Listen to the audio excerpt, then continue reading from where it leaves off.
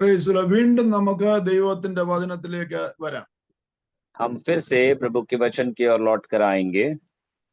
ഇന്ന് ഞാൻ എല്ലാവർക്കും ഇൻട്രസ്റ്റഡ് ആയിട്ട് ഒരു സബ്ജക്റ്റ് ചിന്തിക്കാൻ ആഗ്രഹിക്കുന്നു.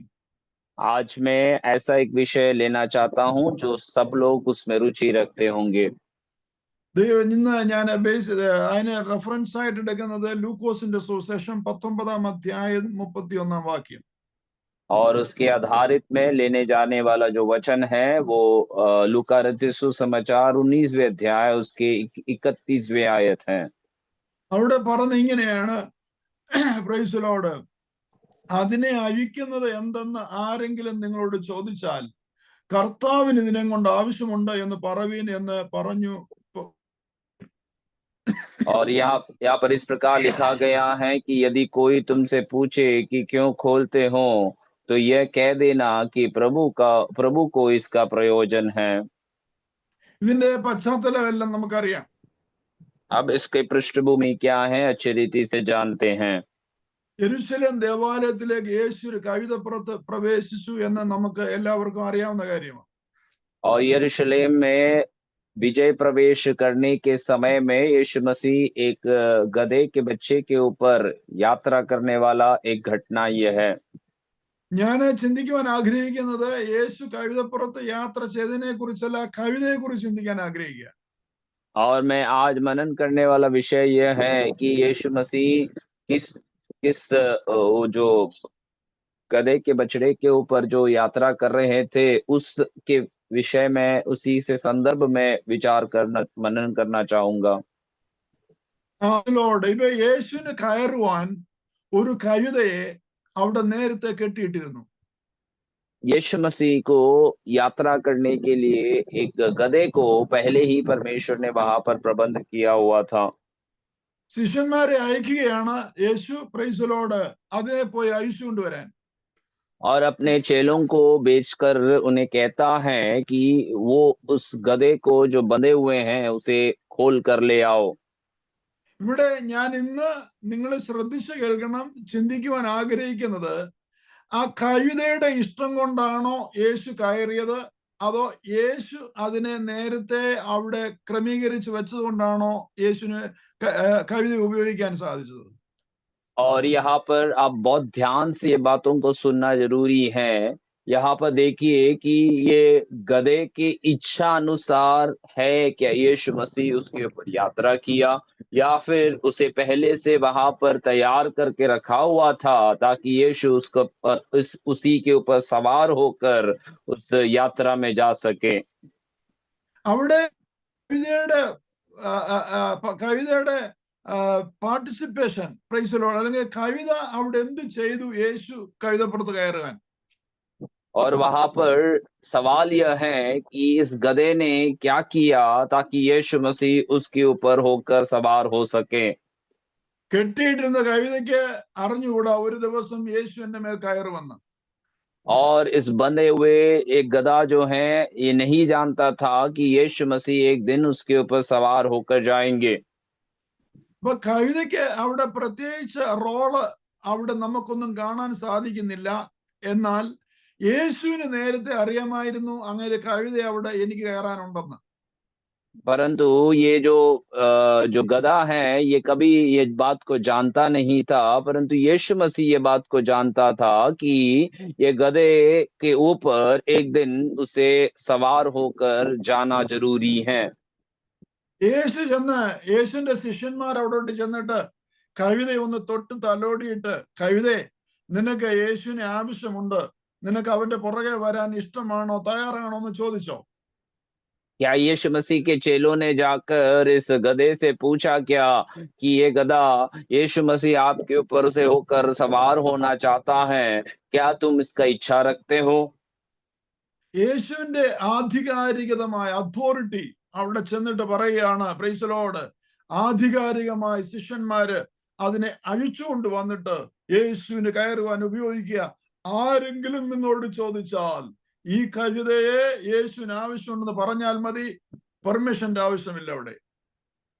यीशु मसीह यहाँ पर अपने अधिकार को उपयोग करते हुए अपने चेलों से इस प्रकार से कहता है कि जाकर उस गधे के बच्चे को जो है खोल कर ले आना, और यदि कोई भी तुमसे पूछे कि तुम इसे कहाँ ले जा रहे हो, तो उन्हें ये बता देना कि यीशु ആയിരം मसीह को इसका जरूरत है। ആയിരം പതിനായിരക്കണക്കിന് കഴുതകളുടെ കൂട്ടത്തിൽ നിന്നും പർട്ടിക്കുലർ കയറുവാൻ വേണ്ടി ഒരു കഴുതം കണ്ടെത്തുവാൻ, അതിനെ വേർതിരിച്ചെടുക്കുവാൻ സാധിച്ചു എങ്കിൽ പ്രൈസ് ദി ലോർഡ്, അതിന്റെ ദൈവത്തിന്റെ മുൻ അറിവ് എത്രമാത്രം വലുതാണെന്നുള്ള കാര്യം നിങ്ങൾ ആലോചിച്ചു നോക്കും. अब ये बात को हमेशा समझना जरूरी है कि हजारों हजारों गधों या गधों के बच्चों के समूह में इस विशेष गधे के पास जाकर उसे वहां से खोल कर ले आने के लिए यदि परमेश्वर ने इच्छा रखी है, तो परमेश्वर के पहले से ही जो ज्ञान है, जो प्रभु कर हमारे और आपके प्रति करते रहते हैं, उसका महत्व कितना बड़ा है, इसके बारे में आपको सोचना जरूरी है। എന്നെ കേൾക്കുന്ന സഹോദരങ്ങളെ, നമുക്ക് ചുറ്റും ആയിരം പതിനായിരം ലക്ഷോപലക്ഷം ജനമുള്ളപ്പോൾ അതിന്റെ നടുവിൽ നിന്ന് എന്നെയും നിങ്ങളെയും അവൻ പറക്കി എടുത്തുവെങ്കിൽ ദൈവത്തിന്റെ നിത്യതയിലുള്ള നമ്മെ കുറിച്ചുള്ള പ്ലാൻ എത്രമാത്രം വലുതാണെന്ന് ചിന്തിച്ചു നോക്കിക്കേ. आप और हमारे जीवन में भी ये बात को हमें स्मरण करना जरूरी है कि हमारे आसपास में हजारों हजारों लाखों लोग जब आमीन हमसे भी श्रेष्ठता में जब जीते हैं, उनके सब के बीच में यीशु मसीह हम और आपको चुन चुन कर अपने मार्ग में आने के लिए बुलाए हैं, तो परमेश्वर को अपने लोगों के प्रति जो योजनाएं हैं वो कितना सटीक हैं और कितना महत्वपूर्ण है, इसके बारे में हमें समझना जरूरी है। ഞാനും നിങ്ങൾ ആക്സിഡന്റലി യേശുവിന്റെ ശിഷ്യനായതല്ല. ഞാനും നിങ്ങൾ ആക്സിഡന്റലി യേശുവിനെ രക്ഷിതാവായി സ്വീകരിച്ചതല്ല. ഞാനും നിങ്ങൾ അബദ്ധവശാൽ ഈ സർക്കിൾ വന്ന് പെട്ടതല്ല. പിന്നെയോ മറ്റനേകർക്ക് ലഭിക്കാത്ത ഭാഗ്യം എനിക്കും നിങ്ങൾക്കും അവൻ വിളിച്ചുകൊണ്ട് തന്നതാണ്.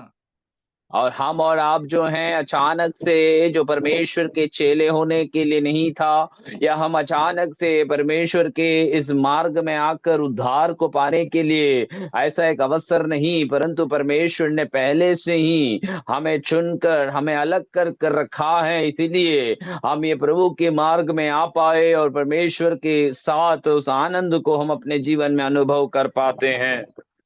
എന്റെയും നിങ്ങളുടെയും അനുവാദം ആവശ്യപ്പെട്ടുകൊണ്ടല്ല യേശു അത് ചെയ്ത്. പിന്നെയോ യേശു പറയാണ്, നിന്നെ യേശുവിന് ആവശ്യമുണ്ട്. और हमारी और आपकी अनुमति को चाहकर नहीं, परंतु यीशु मसीह अपने अधिकार को उपयोग करते हुए हमसे और आपसे कहता है कि परमेश्वर को हमारी और आपकी जरूरत है। ചിലപ്പോൾ നാം സാക്ഷ്യം പറയുമ്പോൾ പറയും, ഞാൻ യേശുവിനെ സ്വീകരിച്ചു, ഞാൻ യേശുവിനായിട്ട് സമർപ്പിച്ചു, ഞാൻ യേശുവിനായിട്ട് കർത്താവിന്റെ വേലയ്ക്ക് ഇറങ്ങി എന്നൊക്കെ പറയുമ്പോൾ അത് എന്റെയും നിങ്ങളുടെയും മെറിറ്റ് കൊണ്ടല്ല. It was the eternal plan of God. ദൈവത്തിന്റെ നിത്യതയിൽ തന്നെ അത് എഴുതി വെച്ചിരുന്നു, കുറിച്ചു വെച്ചിരുന്നു എന്ന കാര്യം മറന്നു കളയരുത്. और कई बार हम और आप गवाही जब देते हैं, तो हम ये बात को जब बोल देते हैं, तो ये बात को हमें भूलना नहीं है कि मेरे और आपकी खूबियत और मेरे और आपकी खासियत के कारण नहीं था, परमेश्वर का उस अनंतता की योजना में प्रभु ने ये तय कर रखा था, इसलिए मैं और आप प्रभु की उपस्थिति में आज पाए जाते हैं। അതുകൊണ്ടാണ് എഫേസ്യ ലേഖനം 1-ാം അധ്യായത്തിൽ പറഞ്ഞത്, ലോകത്തിന്റെ സ്ഥാപനത്തിനു മുൻപേ അവൻ നമ്മെ ക്രിസ്തുവിൽ തിരഞ്ഞെടുത്തു. ആ തിരഞ്ഞെടുപ്പിന്റെ മഹത്വം എത്ര വലുതാ! സന്തോഷമുണ്ട്, സ്തോത്രം പറഞ്ഞാട്ട്.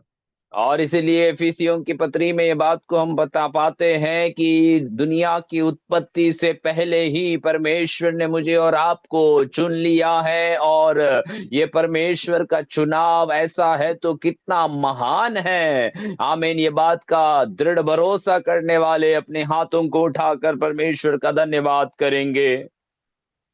ദൈവം നിന്നെ കണ്ടതാണെങ്കിൽ, പ്രൈസ് ദി ലോർഡ്, ദൈവം നിന്നെ കെട്ടിയിട്ടിരിക്കുന്നത് അവന്റെ ആവശ്യത്തിന് വേണ്ടിയാണെങ്കിൽ, തക്ക സമയമാവുമ്പോൾ അവൻ നിന്നെ അഴിച്ചെടുത്ത് അവന്റെ നാമത്തിന്റെ മഹത്വത്തിനായി ഉപയോഗിക്കുക തന്നെ ചെയ്യും. അതിന് നിന്റെ അനുവാദം ആവശ്യമില്ല. കാരണം നീ ദൈവത്തിന്റെ സൃഷ്ടിയാണ്. और प्रभु ने आपको ढूंढ रखा है, और परमेश्वर ने आपको अपने समय के लिए यदि बांध कर भी रखे हैं, तो परमेश्वर को आपकी अनुमति की जरूरत नहीं है। समय होने के समय वे आप आकर आपको उस बंधे हुए अवस्था में से खोलकर अपनी महिमामय काम के लिए उपयोग करेंगे, इसमें कोई शक नहीं है। वो परमेश्वर की अनंत योजना में प्रभु ने रखा हुआ है। അതുകൊണ്ട് മറ്റുള്ളവർ സ്വതന്ത്രരായി അവർക്ക് ഇഷ്ടമുള്ളതുപോലെ ജീവിക്കുന്നത് പോലെ ജീവിക്കണമെന്നുള്ള ആശയാല് എത്രയും വേഗം ഒരു വിടുതൽ പ്രാപിക്കാൻ വേണ്ടി നീ ധൃതി കൂട്ടണ്ട. ദൈവത്തിന് നിന്നെ കൊണ്ടൊരു ആവശ്യമുണ്ട്. തക്ക സമയത്ത് അവൻ നിന്നെ അഴിച്ചെടുക്കുക തന്നെ ചെയ്യും.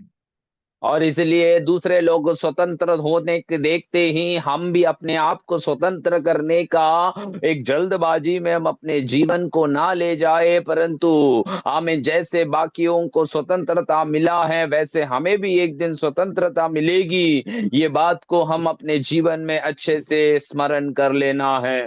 അതുകൊണ്ടാണ് പത്രോസ് പറഞ്ഞത്, തക്ക സമയത്ത് ഉയർത്തേണ്ടതിന് അവന്റെ ബലമുള്ള കൈക്കീഴിൽ നീ താണിരിക്കുക എന്ന് പറഞ്ഞ റൈറ്റ് ടൈമിൽ അവന് സമയം തെറ്റുകയില്ല. ഒരു കണ്ണിമയ്ക്കുന്ന സമയം തെറ്റാതെ നിന്റെ ജീവിതത്തിൽ അത്ഭുതങ്ങളെ സൃഷ്ടിക്കാൻ കഴിവുള്ള ദൈവത്തിന്റെ ദാസനാണ് ഞാനും നിങ്ങളും. Price the Lord. और इसलिए पतरस अपने पत्री में इस प्रकार को कहते हैं कि अपने प्रभु के हाथों के नीचे हम अपने आप को ऐसे समर्पित करना है ताकि वो ठीक समय पर हमें उठा सके। तो प्रभु के हाथों में हम अपने जीवन को जब समर्पण करते हैं तो समय पर, उस ठीक समय पर परमेश्वर हमें अपने कार्यों के लिए उपयोग करेगा, इसमें कोई शक नहीं है। प्रभु अपना कामों को पूरा करता है। ആ കവിതയെ കുറിച്ച് ശിഷ്യന്മാരോട് പറയാണ്, ആരെങ്കിലും ചോദിച്ചാൽ അവരുടെ പെർമിഷന് വേണ്ടി നിങ്ങൾ വെയിറ്റ് ചെയ്യണ്ട, ഒരു വാക്ക് പറഞ്ഞാൽ മതി, കർത്താവിന് അതിനെ ആവശ്യമുണ്ടെന്ന്.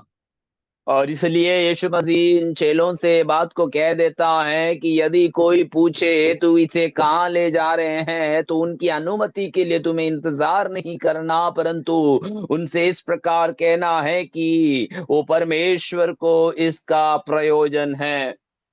ആരെങ്കിലും കർത്താവിന്റെ വേലയ്ക്ക് ഇറങ്ങുമ്പോൾ, ഞാനും നിങ്ങളും കർത്താവിന്റെ വേലയ്ക്ക് ഇറങ്ങുമ്പോൾ, എന്റെയും നിങ്ങളുടെയും തലമുറകൾ കർത്താവിന്റെ വേലയ്ക്ക് ഇറങ്ങുമ്പോൾ, ആരെങ്കിലും നമ്മുടെ ചുറ്റുപാടിൽ കർത്താവിന്റെ വേലയ്ക്ക് ഇറങ്ങുമ്പോൾ നാം അതിന്റെ മുകളിൽ അനേക ചോദ്യം ചെയ്യേണ്ട ആവശ്യമില്ല. പിന്നെയോ ഒറ്റ വാക്കേ ഉള്ളൂ, കർത്താവിന് അതിനെ ആവശ്യമുണ്ട്.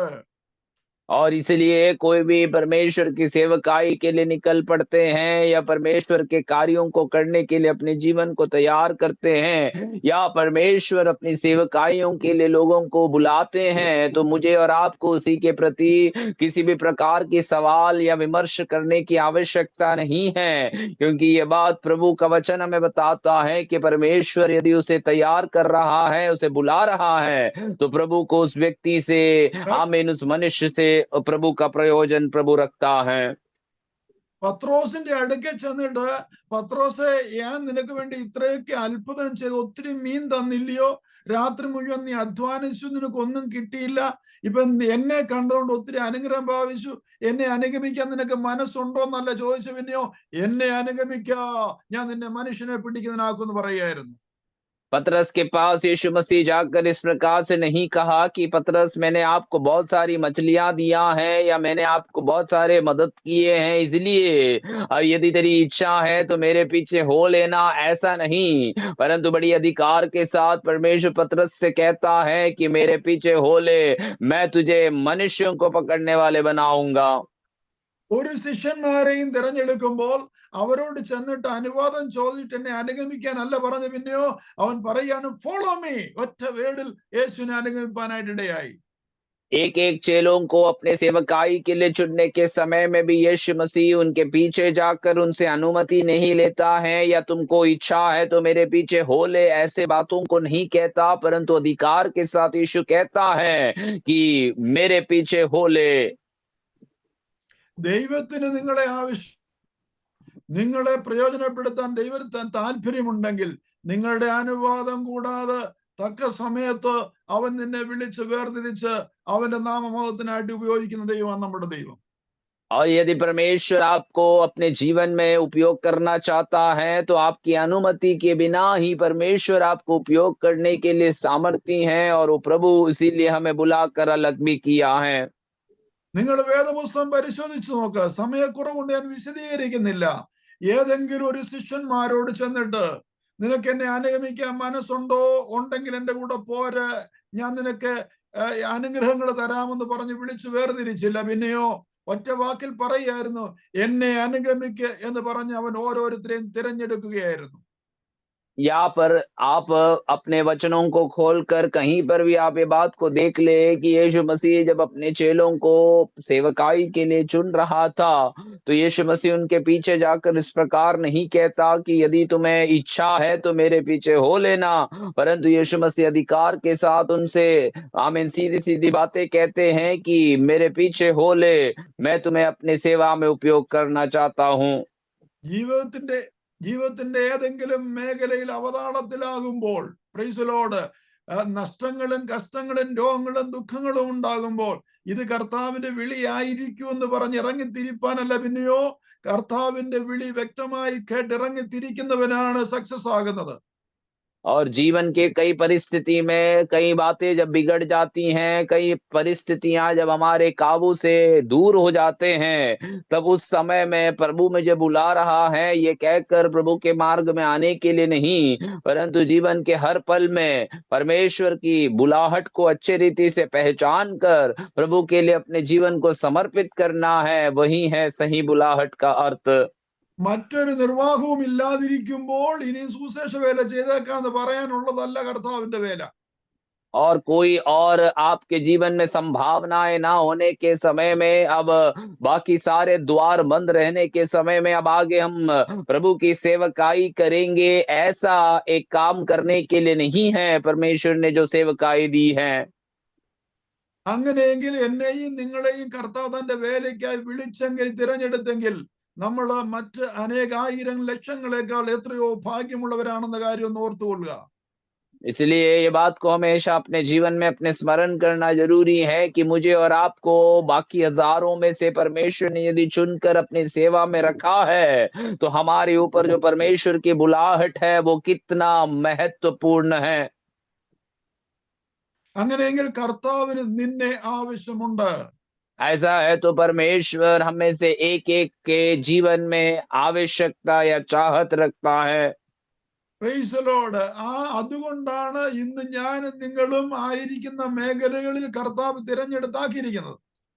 और इसलिए आज हम जहां पर भी जिन भी क्षेत्र में पाए जाते हैं, प्रभु ने हमें चुनकर अपने अपने क्षेत्रों में हमें नियुक्त किया है। പക്ഷെ പല സാഹചര്യങ്ങളിലും പ്രൈസ് ദി ലോർഡ്, ദൈവം താൻ ആഗ്രഹിക്കുന്നത് പോലെ ഉപയോഗിക്കുവാൻ സാധിക്കാതിരിക്കുന്നത് ജീവിതത്തിന്റെ ഏതെങ്കിലും മേഖലയിൽ കെട്ടപ്പെട്ടിരിക്കുന്ന അവസ്ഥയാണ്. ജീവിതത്തിന്റെ ചാൽച്ചലന്മേ, ജീവിതത്തിന്റെ സ്വഭാവങ്ങളില്, നടപ്പിലെ, ഇരിപ്പിലെ, കിടപ്പിലെ, പോക്കിലെ, വരവിലെ, ജീവിത ശൈലിയില് എവിടെയോ ഒരു ഹുക്ക്. കാരണം യേശു ആഗ്രഹിക്കുന്നത് പോലെ ഫോളോ ചെയ്യാൻ സാധിക്കുന്നില്ല. Price the Lord. इसलिए हमें हमेशा याद रखना है कि हमारे इस बुलाहट के बीच में हमें जीवन में जैसे यीशु मसीह चाहता है ऐसे हम आगे बढ़ नहीं पा रहे हैं, तो ये बात को समझना जरूरी है कि हमारे जीवन के कई ऐसे क्षेत्रों में हम बंधे हुए अवस्था में, अटके हुए अवस्था में पाए जा रहे हैं। ഒത്തിരി പ്രാർത്ഥിക്കുന്നു, ഒത്തിരി ഉപവസിക്കുന്നു, ഒത്തിരി വചനം പഠിക്കുന്നു, ഒത്തിരി വേല ചെയ്യുന്നു, ഒത്തിരി കാര്യം, പക്ഷേ ഇന്നും തൃപ്തികരമായ ഒരു വേല ചെയ്യുവാൻ സാധിക്കാതെ വണ്ണം നമ്മുടെ ജീവിതം ഇടറുമ്പോൾ നാം ചിന്തിക്കുക, നമ്മുടെ ജീവിതത്തെ എവിടെയോ ഹുക്ക് ചെയ്യപ്പെട്ടിരിക്കുന്നു, എവിടെയോ കൊളുത്തിയിട്ടിരിക്കുന്നു. ഏതോ ജീവിത ശൈലിയിൽ ഇനി നാം ഡെലിവറൻസ് പ്രാപിക്കേണ്ടതുണ്ട്. അത് നാം തിരഞ്ഞ് കണ്ടുപിടിക്കുന്നുവെങ്കിൽ കർത്താവ് ആഗ്രഹിക്കുന്നത് പോലെ അവൻ നമ്മുടെ പുറത്തു കയറി ആ ശുശ്രൂഷ ചെയ്യുവാൻ തയ്യാറാണ്. बहुत सारे प्रार्थनाओं को हम करते हैं, बहुत मेहनत हम कर रहे हैं, बहुत इच्छाओं को हम रखते हैं कि परमेश्वर की सेवा में हमें आगे बढ़ना है, लेकिन जैसी आग्रह रख रहा है, जैसी इच्छा करता है, वैसे हम बढ़ नहीं पा रहे हैं। ऐसे अनुभव लगने लगते हैं कि कहीं तो बंधी हुई, कहीं तो फंसी हुई अवस्था में है। तो प्रिय लोगों, इन दिनों में हमें उन फंसने के कारण क्या है, उसके पीछे का आमीन क्या वजह है, ये बात को ढूंढ ढूंढ कर निकाल कर उसमें हमें जय लेते हैं, तो हमें आने वाले दिनों में वो यीशु मसीह हमारे ऊपर सवार होकर यात्रा करने में परमेश्वर हमारे ऊपर मदद करेगा। എവിടെയോ ഒരു കുറവ്, എവിടെയോ ഒരു ശൂന്യത, നാം ആഗ്രഹിക്കുന്ന പോലെ കർത്താവിനെ അനുഗമിക്കാൻ സാധിക്കുന്നില്ല. നാം ഇന്നത് പരിഹരിക്കണം. और हमारे जीवन में कहीं ऐसे क्षेत्र में एक कमी, कई ऐसे क्षेत्र में एक शून्यता की अवस्था, जैसे हम चाहते हैं वैसे हम बढ़ नहीं पा रहे हैं, तो आज सुबह के समय में उसी के विषय में हमें हल ढूंढ कर निकालना है। Price the Lord. എന്ന് നമുക്ക് ബോധ്യമാകുന്നോ കർത്താവ് എന്നെ ആവശ്യമുണ്ട്. Price the Lord. കവിതയെ കുറിച്ച് പറഞ്ഞത് അതിനെ ആവശ്യമുണ്ട്, അതിനുശേഷം പറഞ്ഞത് നിന്നെ ആവശ്യമുണ്ട്, അതിനുശേഷം പറയാണ് എന്ന് നമുക്ക് ബോധ്യമാകുന്നോ, എന്നെ കർത്താവിന് ആവശ്യമുണ്ടെന്ന് ബോധ്യമാകുന്നു, അപ്പോൾ കർത്താവിനോട് ഇണങ്ങിച്ചേരുവാൻ, അവന് കയറുവാൻ കൊള്ളാവുന്ന ഒരു കവിതയായി നമ്മെ തന്നെ സറണ്ടർ ചെയ്യുവാൻ സാധിക്കും. और जिस दिन हम ये बात को समझ पाएंगे कि परमेश्वर को मेरे जीवन से जरूरत है या प्रयोजन है, उन दिन में जैसे परमेश्वर ने वचन में कहा कि इस गधे के बच्चे को परमेश्वर बड़ा प्रयोजन का पात्र समझता है, और जिस दिन ये जीवन में हम ये बात को स्मरण करेंगे या समझ पाएंगे इसके महत्व क्या है, उस दिन से परमेश्वर हमारे जीवन में सवार होकर परमेश्वर की महिमा हमारे जीवन से प्रकट करने का समय निकट आ जाएगा। ദൈവം തനിക്ക് ആവശ്യമുള്ളവരെ തിരഞ്ഞെടുക്കുന്നത് അവരുടെ അനുമതിയോടുകൂടെ, പെർമിഷനോടുകൂടെ അല്ല. പിന്നെയോ റോമാലേഖനം 8-ാം അധ്യായം 29-30 ഒന്ന് വായിക്കാം. और परमेश्वर अपने अपने जीवन में हमें एक एक को चुन रहा है, तो हमें उसका कारण या उसका मतलब ये नहीं कि परमेश्वर उस व्यक्ति का अनुमति से उसे चुन रहा है। उसी के संदर्भ में हम रोमियो की पत्री 8 अध्याय उसके वाक्य में 29 and 30 उसके 29 और 30 आयतों को हम पढ़ेंगे। അവൻ മുന്നറിഞ്ഞവരെ തന്റെ പുത്രൻ അനേകം സഹോദരന്മാരിൽ ആദ്യജാതനാകേണ്ടതിന് അവന്റെ സ്വരൂപത്തോട് അനുരൂപമാകുവാൻ മുൻ നിയമിച്ചിരിക്കുന്നു. മുൻ നിയമിച്ചവരെ വിളിച്ചും വിളിച്ചവരെ നീതീകരിച്ചും നീതീകരിച്ചവരെ തേജസ്കരിച്ചും എന്ന് പറഞ്ഞാൽ മുൻ അറിഞ്ഞവരെ ആണ് അവൻ മുൻ നിയമിച്ചിരിക്കുന്നത്, അവൻ തിരഞ്ഞെടുത്തിരിക്കുന്നത്. और यहाँ वचन इस प्रकार लिखता है, क्योंकि जिन्हें उसने पहले से जान लिया है उन्हें पहले से ठहराया भी है कि उसके पुत्र के स्वरूप में हो, ताकि वो बहुत भाइयों में पहलौठा ठहरे। फिर जिन्हें उसने पहले से ठहराया उन्हें बुलाया भी, और जिन्हें बुलाया उन्हें धर्मी भी ठहराया, और जिन्हें धर्मी ठहराया उन्हें महिमा भी दी है। इसका अर्थ इतना ही है कि परमेश्वर ने जिनको पहले से चुन लिया है उन्हीं को पहले से ठहराया भी है। അതുകൊണ്ടാണ് അബ്രഹാമിനെ, അതുകൊണ്ടാണ് നോഹെ, അതുകൊണ്ടാണ് മോശെ, അതുകൊണ്ടാണ് ജോഷുവെ, അതുകൊണ്ടാണ് നെഹമ്യാവിനെ, അതുകൊണ്ടാണ് എസ്രായെ, അതുകൊണ്ടാണ് ദാനിയേലിനെ, അതുകൊണ്ടാണ് ശദ്രക്കെ, മേശക്, അബേദ്നെഗോവിനെ ദൈവം തിരഞ്ഞെടുക്കുവാനായിട്ട് ഇടയായത്.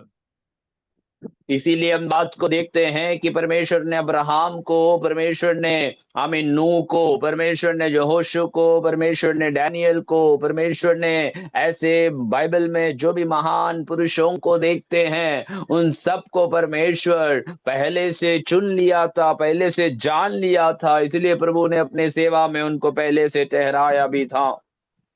അതുകൊണ്ടാണ് പത്രോസിനെ, അതുകൊണ്ടാണ് പൗലോസിനെ, അതുകൊണ്ടാണ് ബർന്നബാസിനെ, അതുകൊണ്ടാണ് യോഹന്നാനെ ദൈവം തിരഞ്ഞെടുക്കുവാനായിട്ട് ഇടയായത്. इसलिए हम नए नियम में देखते हैं कि परमेश्वर ने पतरस को, पौलोस को, यूहन्ना को और इत्यादि लोगों को परमेश्वर की सेवा के लिए पहले से ठहराया था। ഇവരാരും അങ്ങോട്ട് ചെന്ന് ഉപവസിച്ച് പ്രാർത്ഥിച്ച് എന്റെ ദൈവമേ എന്നെ തിരഞ്ഞെടുക്കണേ, എന്നെ അനുഗ്രഹിക്കണേ, എനിക്ക് കൃപാവരം തരണമേ എന്ന് പറഞ്ഞ് അങ്ങോട്ട് ചെന്നതല്ല. പിന്നെയോ കർത്താവ് ഇങ്ങോട്ട് വന്ന് പറക്കിയെടുത്തതാണ്. ये लोग में से कोई भी जो हैं प्रभु की उपस्थिति में जाकर ऐसे प्रार्थना नहीं किए थे, उपवास नहीं लिए थे कि परमेश्वर मुझे चुन लेना, मेरे जीवन को प्रभु आप उपयोग करना इत्यादि बातों को नहीं, परंतु परमेश्वर ने स्वयं आकर उन्हें अपने कार्यों के लिए चुन लिया था। അപ്പോസ്തലർ 13-ന്റെ 2-ാം വാക്യം ഇങ്ങനെയാ വായിക്കുന്നത്. Price the Lord. അവർ കർത്താവിനെ ആരാധിച്ചും ഉപവസിച്ചു കൊണ്ടിരിക്കുമ്പോൾ ഞാൻ ബർന്നബാസിനെയും ശൗലിനെയും വിളിച്ചിരിക്കുന്ന വേലയ്ക്കായിട്ട് അവരെ എനിക്ക് വേർതിരിപ്പീനെന്ന് പരിശുദ്ധാത്മാവ് പറഞ്ഞു. प्रेरितों के काम 13 अध्याय उसके 2 वचन में इस प्रकार लिखा है कि जब वे उपवास सहित प्रभु की उपासना कर रहे थे तो पवित्र आत्मा ने कहा, मेरे लिए बरनबास और शाऊल को उस काम के लिए अलग करो जिसके लिए मैंने उन्हें बुलाया है. Praise lord. എന്ന് പറഞ്ഞാല് ബർന്നബാസും ശൗലും ചെന്ന് ഉപവസിച്ച് പ്രാർത്ഥിച്ച കർത്താവിനോട് പറഞ്ഞില്ല, കർത്താവേ ഞങ്ങൾ ഉപവസിച്ചും പ്രാർത്ഥിച്ചും ഒക്കെ ഇരിക്കുക, ഞങ്ങൾക്കൊരു ശുശ്രൂഷ തരണമെന്ന് പറഞ്ഞില്ല. പിന്നെയോ അവരെ അതിനായി ദൈവം നേരത്തെ കണ്ടു. ഞാൻ അവരെ എന്തിനായി ആക്കിയിരിക്കുന്നു, അതിനായി വേർതിരിപ്പാനായിട്ടാണ് പരിശുദ്ധാത്മാവ് സംസാരിക്കുന്നത്. उसका अर्थ इतना ये नहीं है कि बरनबास और शाऊल पहले से परमेश्वर के पास जाकर परमेश्वर से इस बात के बारे में कहने लगा कि परमेश्वर मुझे अपने सेवकाई के लिए आप चुन ले और अपने काम में उपयोग करे, लेकिन परमेश्वर ने उन्हें पहले से जान लिया था, पहले से सेवा में ठहराया भी था, इसीलिए वे लोगों को प्रभु अपने सेवकाइयों में कार्यशील होने के लिए प्रभु ने उन्हें उपयोग भी किया है. അപ്പോസ്തല പ്രവൃത്തി 6-ാം അധ്യായം 3 മുതൽ 6 വരെയുള്ള വാക്യങ്ങൾ ഇങ്ങനെയാണ് പറയുന്നത്. ആകയാൽ സഹോദരന്മാരെ, ആത്മാവ് ജ്ഞാനവും നിറഞ്ഞ നല്ല സാക്ഷ്യമുള്ള 7 പുരുഷന്മാരിൽ നിങ്ങളെ തന്നെ തിരഞ്ഞുകൊള്ളുവീൻ, അവരെ ഈ വേലയ്ക്ക് ആക്കാം. ഞങ്ങളോ പ്രാർത്ഥനയിലും വചനശുശ്രൂഷയിലും ഉറ്റിരിക്കുമെന്ന് പറഞ്ഞു. ആ വാക്ക് കൂട്ടത്തിൽ നിന്നൊക്കെയും ബോധ്യമായി വിശ്വാസവും പരിശുദ്ധാത്മാവും നിറഞ്ഞ പുരുഷന്മാരായ Stephanos, Philippos, Prochoros, praise the Lord, Nicanor, Timon, Parmenas, യഹൂദ മതാനുസാരിയായ അന്ത്യോക്യക്കാരൻ നിക്കോലോവസ് എന്നിവരെ തിരഞ്ഞെടുത്തു. അപ്പോ നിർത്തി അവരുടെ മേൽ കൈവച്ചു. और प्रेरितों के काम 6 अध्याय उसके 3 से लेकर 6 वचन तक हम जब पढ़ेंगे तो वहां पर हम प्रभु का वचन में देखते हैं कि इसलिए हे भाइयों, अपने में से 7 सुनाम पुरुषों को जो पवित्र आत्मा और बुद्धि से परिपूर्ण हो चुन लो कि हम उन्हें इस काम पर ठहरा दे, परंतु हम तो प्रार्थना और वचन की सेवा में लगे रहेंगे. ये बात सारी मंडली को अच्छी लगी और उन्होंने स्टीफनोस नाम का एक पुरुष को जो विश्वास और पवित्र आत्मा से परिपूर्ण था, और फिलिपोस और प्रक्रोस और निकनोर और तिमोन, परमिनास और अंताकियावासी निकलाउस को जो यहूदी मत का आ गया था चुन लिया, इन प्रेरितों के सामने खड़ा किया और उन्होंने प्रार्थना करके उन पर हाथ रखे. ഇവരാരും അങ്ങോട്ട് എന്ന് പറഞ്ഞില്ല, ഞങ്ങൾ ഉപവസം പ്രാർത്ഥിച്ചിരിക്കുകയാണ്, ഞങ്ങൾക്ക് ഒരു ശുശ്രൂഷ തരണമെന്ന് പറഞ്ഞില്ല. പിന്നെയോ പരിശുദ്ധാത്മാവിന് ബോധ്യമായവരെ തിരഞ്ഞെടുക്കുകയായിരുന്നു. इनमें से कोई भी वहां पर सामने से जाकर नहीं बोला कि हम लोग प्रार्थना और उपवास कर रहे हैं, हमें अपनी सेवकाइयों के लिए चुन लेना, परंतु पवित्र आत्मा स्वयं आमीन इनसे लोगों से आमीन कहकर उन्हें अपने सेवकाइयों के लिए चुन रहे थे. പഴയ നിയമത്തിലേക്ക് വരുമ്പോൾ ഞാൻ യേശാവിനെ ദ്വേഷിച്ച് യാക്കോബിനെ തിരഞ്ഞെടുത്തിരിക്കുന്നു. और पुराने नियम में हम जब जाएंगे तो वहां पर भी ये बात को बताया जाता है कि परमेश्वर का वचन कहता है कि मैंने एसाव को जो है मैंने आमीन तुच्छ जाना है, परंतु मैंने याकूब को चुन लिया है. ദൈവത്തിന്റെ തിരഞ്ഞെടുപ്പ് ആരും സ്വയമായി ഇഷ്ടത്തോടെ പ്രൈസ് ദി ആവശ്യത്തോടെ ദൈവത്തിന്റെ അടുക്കലേക്ക് ചെന്നവരെയല്ല തിരഞ്ഞെടുത്തത്. പിന്നെയോ പ്രൈസ് ദി ലോർഡ്, യേശു തിരഞ്ഞെടുത്തത് മുൻ അറിവനുസരിച്ച്, മുൻ നിശ്ചയമനുസരിച്ച് ദൈവത്തിന് പ്രയോജനപ്പെട്ടവരെ അതാത് ശുശ്രൂഷയ്ക്കായിട്ട് അപ്പോയിന്റ് ചെയ്യുകയായിരുന്നു. यीशु मसीह के पास जाकर ऐसे मुझे सेवकाइयों के लिए चुन लेना, मुझे अलग करना, ऐसे जाकर लोग कहकर नहीं, यीशु ने जो अपने सेवा के लिए लोगों को तैयार किया है, परंतु परमेश्वर ने पहले से ही जान लिया था और जिन्हें पहले से जाना था उन्हें ठहराया भी था. इस कारण से प्रभु यीशु ने आमीन प्रभु की सेवा करने के लिए अनेक लोगों को तैयार कर पाए. എന്നാൽ പ്രൈസ് ദി ലോർഡ്, യെശയ്യാ പ്രവചനത്തിന്റെ 6-ാം അധ്യായം 8-ാം വാക്യം വായിക്കുമ്പോൾ ഒരു ചോദ്യമുണ്ട്. പ്രൈസ് ദി ലോർഡ്, അനന്തരം ഞാൻ ആരെ അയക്കേണ്ടു, ആർ നമുക്ക് വേണ്ടി പോകും? लेकिन यशायाह नबी के पुस्तक 6 अध्याय उसके 8 वचन से जब हम पढ़ेंगे तो वहां पर एक वचन में प्रभु का एक सवाल वहां पर पूछते हैं. तब मैंने प्रभु का ये वचन सुना, मैं किसको भेजूं और हमारे लिए कौन जाएगा. ഇത് മിഷൻ ചലഞ്ചിന് വേണ്ടി ആൾക്കാർ ഉപയോഗിക്കുന്ന ഒരു വാക്കുകളാണ്. യങ്സ്റ്റേഴ്സിനെ മറ്റുള്ളവരെ സുവിശേഷ വേലയ്ക്കായി ഇൻസ്പിറേറ്റ് ചെയ്യുവാൻ, ബോധ്യപ്പെടുത്തുവാൻ, അവരെ വേലയ്ക്കിറക്കുവാൻ, പ്രേരണ കൊടുക്കാൻ ഉപയോഗിക്കുന്ന ഒരു വാക്യമാണ് പലപ്പോഴും ഈ വാക്യം. അനന്തരം ഞാൻ ആരെ അയക്കേണ്ടു, ആർ നമുക്ക് വേണ്ടി പോകും. और ये जो शब्द हैं या ये जो वचन है, ये कई बार जवानों को प्रभु के सेवकाई में उत्तेजना देने के लिए या उन्हें प्रोत्साहन करने के लिए उपयोग करने वाला एक वचन है कि परमेश्वर यहोवा यूं पूछता है कि आमीन, अपनी सेवा के लिए कौन जाएगा, मैं किसे भेजूं। എനിക്ക് കിട്ടിയ അറിവും ജ്ഞാനവും അനുസരിച്ച് പ്രൈസ് ദി ലോർഡ്, ഇങ്ങനെ ഇത് കോമൺ ആയിട്ട് വിളിച്ചു ചോദിക്കേണ്ട ഒന്നല്ല എന്നാണ് എന്റെ ചിന്ത. ഇത് പർട്ടിക്കുലർ മാത്രം അവന് ദർശനം പ്രാപിച്ചു കഴിഞ്ഞപ്പോൾ പരിശുദ്ധാത്മാവ് യഹോവ ചോദിക്കുകയാണ്, ഇനി ഞാൻ ആരെ അയക്കേണ്ടത്? ദർശനം പ്രാപിച്ച നീയല്ലേ പോകേണ്ടതെന്ന്. और यहाँ पर प्रभु के दास जैसे कहता है कि उन्हें मिला हुआ दर्शन या समझ के अनुसार ये वचन के एक परिभाषा इस प्रकार से है कि परमेश्वर का वचन और दर्शन को पाया हुआ व्यक्ति के पास यीशु मसीह का या परमेश्वर का संदेश या सवाल पहुंचता है कि तू दर्शन पाया हुआ व्यक्ति है, तो आमीन, तू अब बता कि मैं किसको भेजना है और कौन मेरे लिए जाएगा। ये आम रूप से पूछने वाला एक सवाल नहीं होना चाहिए। അങ്ങനെ വിളിയില്ലാത്തവരെ, അഭിഷേകമില്ലാത്തവരെ, ദൈവം തിരഞ്ഞെടുക്കാത്തവർക്ക് പ്രേരണ കൊടുത്ത് ഫീൽഡുകളിലേക്ക് സപ്പോർട്ടും കൊടുക്കുന്നതാണ് ഇന്നത്തെ നമ്മുടെ മിഷൻ പ്രവർത്തനത്തെ പരാജയമെന്ന് ഞാൻ ചിന്തിക്കുന്നു. और कई बार सेवकाई के क्षेत्रों में पराजय का कारण यह होता है कि जो दर्शन नहीं पाए हैं, जिनके ऊपर परमेश्वर का एक बुलाहट नहीं रहता है, उन्हीं को ऐसे वचनों को देकर उन्हें प्रोत्साहन कराकर प्रभु की सेवा के लिए उनको अलग कर देते हैं, मिशन क्षेत्रों में भेज देते हैं, रकम देकर उनको रख देते हैं, और उनके कारण से कई ऐसे गड़बड़ियों को आमीन हमारे आसपास में हम देख सकते हैं। ദൈവം മുന്നറിഞ്ഞ് തിരഞ്ഞെടുത്ത ആരും നിത്യതയിലുള്ള പ്രതിഫലമല്ലാതെ ഈ ലോകത്തെ എന്തെങ്കിലും പ്രതിഫലം ആശിച്ചോ ഇച്ഛിച്ചോ കൊണ്ട് ഇറങ്ങിത്തിരിച്ചവരല്ല. അവർ യേശുവിന് വേണ്ടി ജീവൻ കൊടുക്കുവാൻ തയ്യാറായവരാണ്. और परमेश्वर ने पहले से ही जिनको जान लिया है, उनको जिनको ठहरा दिया है, वे लोग इस दुनिया के कोई संसारिक आमीन उपलब्धियों के लिए या कुछ संसारिक आमीन चीजों को पाने के लिए कभी अपना मन नहीं लगाता है, परंतु स्वर्गीय आशीषों को अपने जीवन में अनुभव करते हुए परमेश्वर के लिए अपने जान भी देने के लिए वे लोग तैयार रहते हैं। ഞാൻ വിശ്വസിക്കുന്നു, എന്റെ ശബ്ദം കേൾക്കുന്ന നിങ്ങൾ ദൈവത്താൽ തിരഞ്ഞെടുക്കപ്പെട്ടവരാണ്. मैं विश्वास करता हूं कि मेरी आवाज सुनने वाले आप लोग जो भी हैं, वो परमेश्वर की ओर से चुना गया हुआ लोग हैं।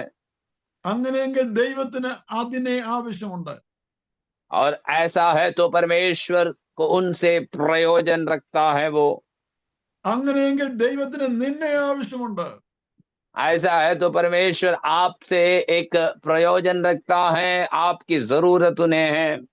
അങ്ങനെയെങ്കിൽ ദൈവത്തിന് എന്നെ ആവശ്യമുണ്ട്. ऐसा है तो परमेश्वर को हम में से एक एक के आवश्यकता है, जरूरत है। ദൈവം തിരഞ്ഞെടുത്ത ദൈവജനത്തെ ഓർത്ത് ഞാൻ ദൈവത്തെ സ്തുതിക്കുന്നു. അവരിലൂടെ നമ്മുടെ ദേശത്ത് ഒരു ആത്മീയ ഉണർവുണ്ടാകുവാൻ ഇടയാകട്ടെ. परमेश्वर ने चुना हुए प्रभु के लोगों के लिए मैं परमेश्वर का धन्यवाद देता हूँ, और उन्हीं के द्वारा परमेश्वर का एक बड़ी जागृति हमारे देश में फैलने पाए। എന്റെ സമയം മുന്നോട്ട് പോകുന്നുണ്ട്, ഞാൻ ഇവിടെ പെട്ടെന്ന് നിർത്തുകയാണ്. ഈ വചനങ്ങളാൽ ദൈവം നിന്നെ അനുഗ്രഹിക്കട്ടെ. ഈ വിളിയും തിരഞ്ഞെടുപ്പുള്ളവർക്കായിട്ട് ഞാൻ ദൈവത്തെ സ്തുതിക്കുന്നു. നിങ്ങളെയും കൊണ്ട് ദൈവം സമൂഹത്തിൽ അതിമഹത്വകരമായ ശുശ്രൂഷ ചെയ്യുവാൻ ഇടയാക്കുമാറാകട്ടെ. और मेरे समय समाप्त हो रहा है, इसलिए मैं जल्दी यहाँ पर खत्म करना चाहता हूँ। आमीन। सुना हुआ वचन के अनुसार परमेश्वर के बुलाहट को, परमेश्वर के आमीन चुने जाने की अवस्थाओं को जानकर परमेश्वर उन्हीं लोगों के द्वारा इस संसार में बड़े अद्भुत कार्यों को प्रभु सुसमाचार की सेवकाई में प्रकट करने पाए।